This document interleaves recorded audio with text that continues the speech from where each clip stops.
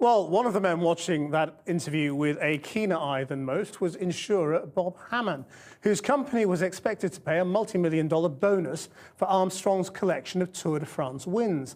He initially refused to pay after allegations about doping were published in a book.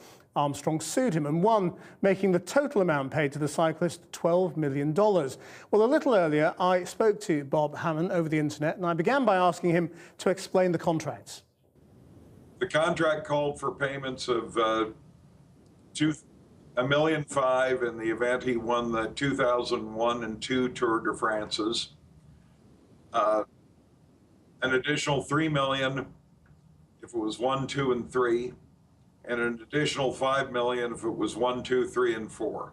And so at what point did you start getting suspicious? On publication of David Walsh's book, LA Confidential, in June of 2004. What happened after that?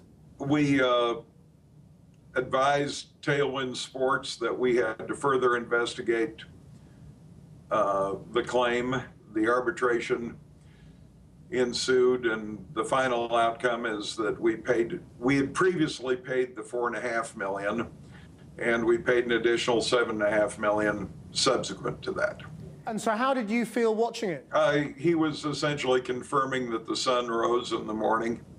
This is nothing that we hadn't been made aware of. I suppose now that he's admitted it, that should be relatively straightforward. Would you expect him to contest it?